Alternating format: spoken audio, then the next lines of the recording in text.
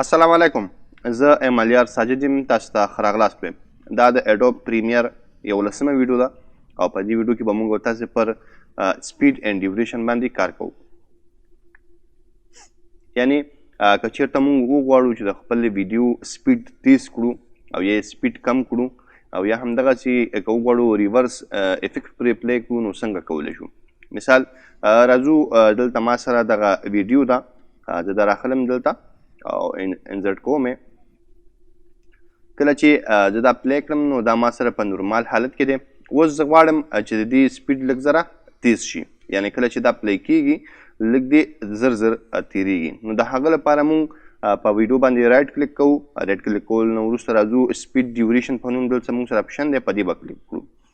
دلته موږ سره فیصدي ده، که چېرته موږ دغه فیصدي ډېروو نو دا به موږ سره سپیډ تیزیږي یعنی فسټ کېږي به، او که چېرته د دې فیصدي که کموو نو دا به موږ سره سلو کېږي. نارمل د هرې ویډیو کوم نارمل کوم سپیډ چې وي هغه 100% یا 100 وي، خو چې کله موږ ډېرول غواړو نو 100 نه به ډېروو. مثال زه راځم د ویډیو ته 150% ټاکم، هغه نه وروسته اوکې باندې کلیک کوم. اوس چې کله زه دغه ویډیو پلی کوم نو د تېرې ویډیو په کتلو سره دا به لږ تیز چلیږي. که غواړئ نور یې هم تیز کړئ نو کولی شئ رایټ کلیک کړئ، سپیډ ډیوریشن ته راشئ او دلته دا ورته 200% کړئ او هغه نه وروسته اوکې باندې کلیک کړئ. اوس چې کله پلی کوو نو نور به هم تیز پلی کېږي. همدا ډول که چېرته دا سلو کول غواړئ نو د هغه لپاره هم تاسو کولی شئ رایټ کلیک کړئ، سپیډ ډیوریشن ته راشئ او دلته ورته فیصدي کمه کړئ. مثال زه ورته وایم چې 30% دې سپیډ شي، اوکې کا. او کله چې اوس موږ دا ویډیو پلی کوو نو دا به موږ سره ډېر سلو پلی کېږي. په دې ډول موږ کولی شو خپل ویډیو باندې د سپیډ کوم افیکټ چې دی هغه اپلی کړو. زه راځم رایټ کلیک کوم، سپیډ اینډ ډیوریشن ته راځم، دا بیخي زه بیرته نارمل ته اړوم او اوس راځم زه ورته وایم چې دې ځای پورې چې زما څومره ویډیو ده دغه ساحه دا دې نورمال وي، خو چې کله ویډیو دې ساحې نه دې طرف ته وړي دا دې په سلو موشن کې وي. نو زه راځم دلته مونږ ویلي یو چې څنګه کولی شو ویډیو کټ کړو. راځم ویډیو هم دلته کټ کوم. زه ویډیو مې کټ کړه، اوس ورته وایم چې دې ساحې پورې دې نورمال وي، یعنی ښه دې ساحه کې دې ما سره ویډیو نورمال وي، خو کله چې دې ساحې ته راځي دې ساحې پورې نو له دې ساحې نه دې ساحې پورې دا ویډیو په سلو موشن کې وي او سلو دې روان وي. نو دلته هم زه یو کټ کوم او له دې نه وروسته دې بیرته ویډیو بیا په تیز حالت کې یعنی په فسټ حالت کې روان شي. نو راځو زه راځم دا حالت د موږ سره نورمال وي، په دې باندې رایټ کلیک کوم او دلته راځم ورته وایم چې دلته د ما سره ویډیو سلو شي. څونه د سلو شي 30% ورته لیکو او اوکې باندې کلیک کوو.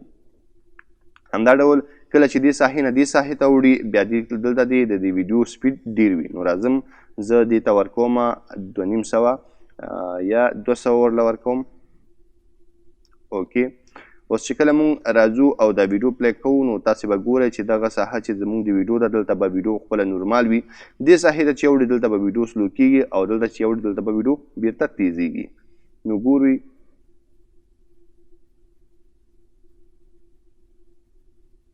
اوس ویډیو سلو شوه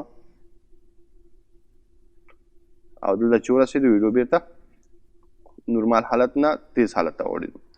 نو همدغسې مونږ کولی شو مختلف افیکټ په خپلو ویډیوګانو کې مونږ اپلی کړو. د ځینو ځایونو کې مونږ غواړو چې سلو موشن کې ویډیو ایډیټ کړو، ځینو ځایونو کې مونږ غواړو چې تیز وي او بعض ځایونو کې مونږ سره نورمال وي. همدا ډول مونږ سره ریورس کومه ویډیو چې زمونږ وي هغه مونږ سره ریورس کار کوي. مثال زه همدغه ټول راخلم ما چې دلته جوړ کړي، دا زه دې ځای نه کاپي کوم او دلته پیسټ کوم. اوس زه غواړم چې ما سره ریورس کار وشي که نه. کله چې دلته ویډیو راځي دلته به ویډیو نورمالي، خو چې کله دلته راځي ویډیو موږ سره سلو کېږي او دلته موږ سره بیرته تیزیږي. زه د دې د تیزېدو دا کوم دغه چې دی دا دې ځای نه کټ کوم، لرې کوم یې، دا دوه نور هم لرې کوم، اخره کې چې موږ سره کوم د تیزېدو هغه افیکټ و هغه پرېږدم. دا راوړم دلته او په دې باندې رایټ کلیک کوم، دې ته زه ریورس کوم موږ سره دلته د ریورس سپیډ په نوم باندې اپشن دی، دا افیکټ پرې اپلی کوم. نو اوس به داسې وي چې کله زموږ ویډیو اپلای کیږي دې ساحه کې به نارمل وي، دلته به سلو وي، چې کله دې ساحې ته رسیږي دا به تیز هم وي او ریورس به ځي. نو زه راځم ویډیو پلی کوم، ویډیو سلو موشن کې شوه او دلته بیرته ریورس شوه. نو په دغه طریقه تاسې کولی شئ په خپلو ویډیوګانو کې د سپیډ او ډیوریشن او بل د ریورس چې کوم افیکټ دی هغه اپلای کړئ او کار ته واخلئ. په بلې ویډیو کې پر ایډیو باندې کار کوو. له ما سره واوسئ، چینل سبسکرایب کړئ، د بیل آیکن کې کاږئ. کوشش کوئ ویډیوګانې آنلاین ګورئ. تر بیا د خدای په امان.